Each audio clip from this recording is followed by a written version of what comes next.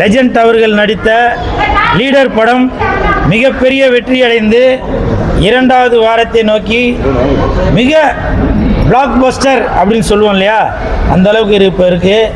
Leader leader leader leader.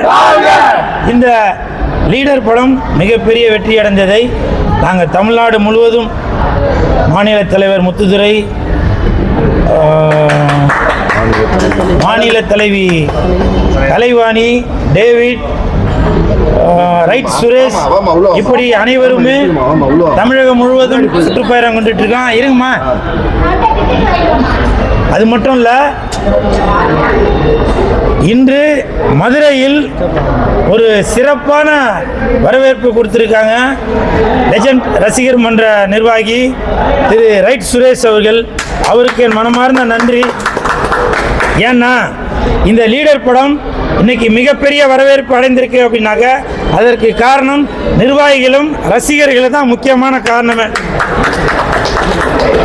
மதுரையில் கோபுரம் சினிமாஸில் இன்னைக்கு ஒரு மிகப்பெரிய வரவேற்பு கொடுத்து இந்த படம் ஹிட் ஆனதுக்கு ரசிகர் மன்ற நிர்வாகிகள் அனைவருமே ஒரு மிகப்பெரிய ஒத்துழைப்பு கொடுத்ததால தான் இவ்வளோ பெரிய ஹிட் அடைந்தது. அது மட்டும் இல்லை, இன்று தமிழ் வருடப்பிறப்பு. இந்த தமிழ் வருடப்பிறப்பான இன்று நான் கடவுள்கிட்ட வேண்டிட்டு இருந்தேன், மதுரை மீனாட்சி அம்மன்கிட்ட வேண்டிட்டு இருந்தேன். லீடர் படம் மிகப்பெரிய வெற்றி அடைந்தால் மதுரை மீனாட்சி அம்மன் கோயில் வாசலில் அங்கப்பிரதேசனம் செய்கிறேன் அப்படின்னு சொல்லி வேண்டியிருந்தேன். படம் மிகப்பெரிய வெற்றி அடைந்ததால் அங்கே மதுரை மீனாட்சி அம்மன் கோயில் அங்கப்பிரதேசனம் செய்து பால்குடம் எடுத்துட்டு வந்து இந்த கோபுரம் சினிமாஸில் உள்ள என் தலைவன் லெஜண்ட் அவருடைய பேனருக்கு பாலாபிஷேகம் செய்து மிகப்பெரிய வெற்றி கொடுத்த மதுரை மக்களுக்கு, பத்திரிகை நண்பர்களுக்கு, ஊடக நண்பர்களுக்கு நன்றி தெரிவிக்கும் விதமாக இன்னைக்கு நாங்கள் தியேட்டருக்கு வந்து விசிட் பண்ணியிருக்கோம்.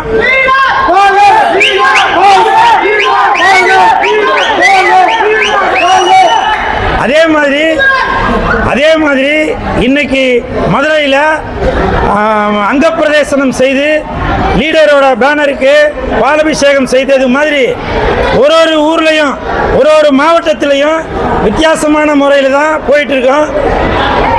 தூத்துக்குடியில் ஒட்டகத்தில் தான் வந்து லீடர் படத்திற்கு சிறப்பித்தோம். அதே மாதிரி திருநெல்வேலியில் குதிரை வண்டி, அந்த வண்டியில் வந்து ரசிகர்களோட படம் பார்த்து சிறப்பித்தோம். இப்படி ஒரு மாவட்டத்திற்குமே சிறப்பு சேர்க்கும் விதமாக, ஏன்னா உங்களுக்கே தெரியும்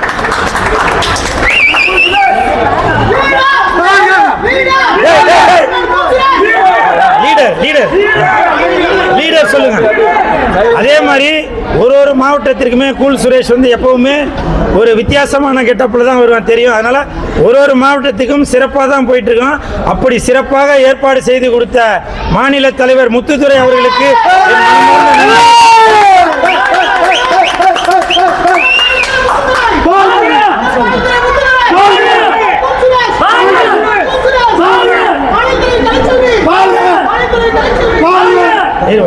அதே மாதிரி நான் சினிமாக்காரன், அதனால சினிமா சோறு சாப்பிட்றாரு, எனக்கு உடம்புல அந்த உணர்வு இருக்கு. அதனால சொல்றேன், ஜனநாயகன் படத்தை திருட்டுத்தனமாக வெளியிட்டவங்கள, அந்த கயவர்களை கண்டிப்பாக கடுமையாக தண்டிக்க வேணும். அது மட்டும் இல்லை, எனக்கு தெரிஞ்சு விஜய் சார் நீங்க அடுத்த படம் மறுபடியும் நடிக்க வந்துடுவீங்கன்னு நினைக்கிறேன். நான் சொல்றது அரசியலில் நீங்க ஏதோ தோற்றுவீங்க போல, அதனால நீங்க அடுத்த படம் நடிக்க வருவீங்க அப்படின்னு சொல்ல வரல. நான் சொல்லுவது, ஜனநாயகன் படத்தை திருட்டுத்தனமா வெளியில விட்டதுனால அந்த தயாரிப்பாளருக்கு மிகப்பெரிய ஒரு இழப்பு ஏற்பட்டிருக்கு. அந்த இழப்பை ஈடுகட்டும் விதமாக விஜய் அவர்கள் மறுபடியும் இந்த ஜனநாயகன் 2 அப்படின்ற ஒரு படத்தை அவர் மறுபடியும் நடிப்பாரு அப்படின்ற நம்பிக்கை எனக்கு இருக்கு. மறுபடியும் சொல்றேன்,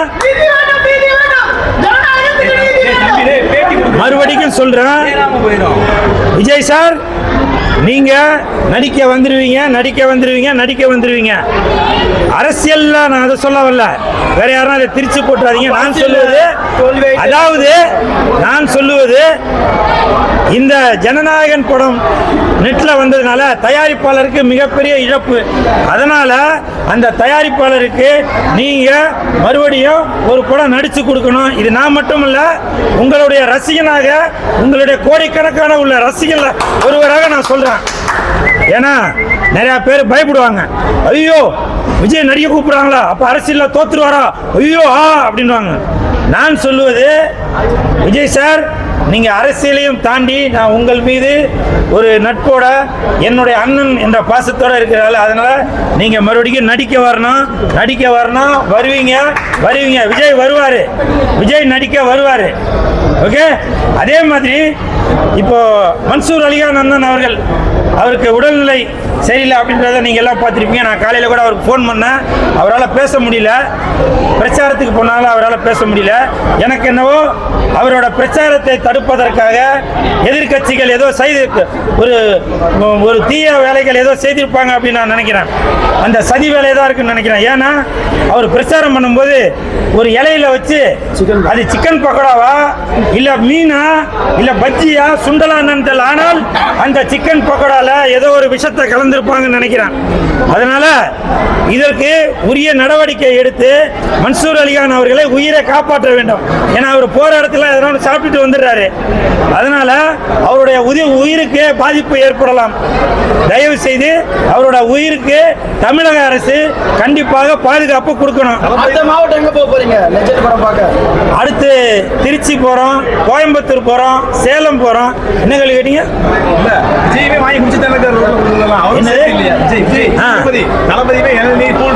இல்ல, இப்ப நீங்க சொல்றத பார்த்தா விஜய் கூட வாங்கி குடிச்சிட்டு இருக்காரு அப்படின்னா அது வேற ஒரு மீனிங்ல வருது. இல்ல, மதுரையில இருந்துட்டு விஜய் கூட வாங்கி குடிச்சிட்டு இருக்காரு அப்படின்னாக்கா அது வேற மாதிரி மீனிங் ஆயிரும் சார். நீங்க சொல்றது ஆமா, நல்ல கேள்வி கேட்டீங்க. விஜய் சார் போகும்போது அவர் கூட 1000 படை வருது, 1500 அந்த எஸ்கார்டு வராங்க. ஆனால் மன்சூர் அலிகான் போகும்போது அவர் ஒத்த மனிதனா போறாரு. அதனால அவருடைய உயிருக்கு பாதுகாப்பு இல்லை. எனக்கு தெரிஞ்சு மோடி ஐயா, நீங்க மன்சூர் அலிகான் அவர்களுக்கு நீங்க அந்த இசட் பிரிவு பாதுகாப்பு கொடுக்கணும். அப்பதான் அவரோட உயிருக்கு பாதுகாப்பு வரும். இல்லைன்னாக்கா எதனா ஒரு ஆஸ்பத்திரி கூட்டிட்டு அவர் வாயை தச்சிருங்க. இல்லைன்னா கண்டதை தின்னு லூஸ் மோஷன் ஆகி எதனா நாய் போயிடுது. இதனால லால்குடி மக்களுக்கு பெரிய இழப்பு ஏற்படும். ஏன்னா லால்குடியில் கண்டிப்பாக அவர் தான் ஜெயிப்பார் அப்படின்னு நான் நினைக்கிறேன். நன்றி. இந்த மதுரை சினிமாஸ், இது மதுரையில் கோபுரம் சினிமாஸில் இந்த லீடர் படம் பார்த்ததுக்கு மிகப்பெரிய நன்றியை தெரிவித்துக் கொள்கிறேன். கோபுரம் சினிமாஸோட முதலாளி திரு அன்பு செலியன் அவர்களுக்கு என் மனமார்ந்த நன்றிகளையும் பாராட்டுகளையும் தெரிவித்துக் கொள்கிறேன். மிகப்பெரிய வரவேற்பு கொடுத்த தம்பி ரைட் சுரேஷ் அவர்களுக்கும் எனது மனமார்ந்த நன்றி.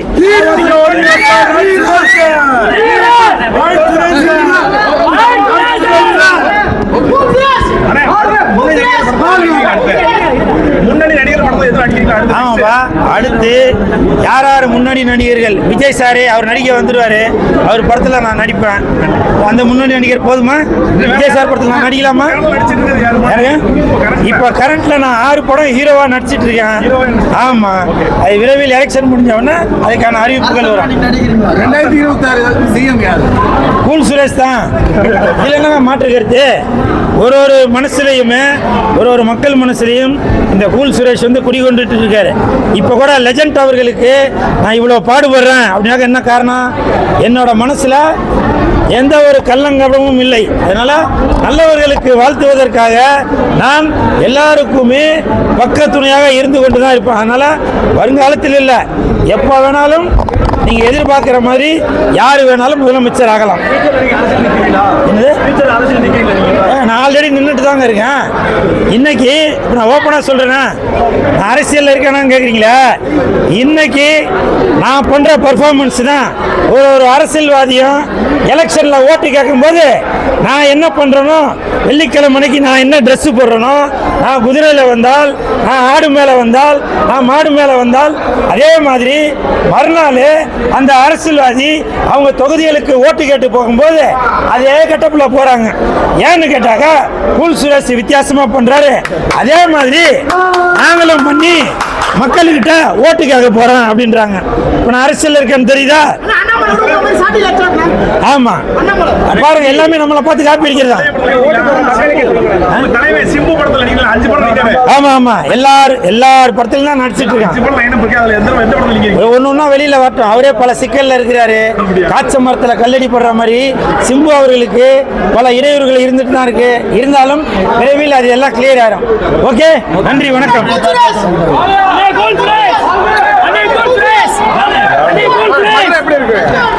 மதுரை பல பழக்குது எப்படி இருக்கு?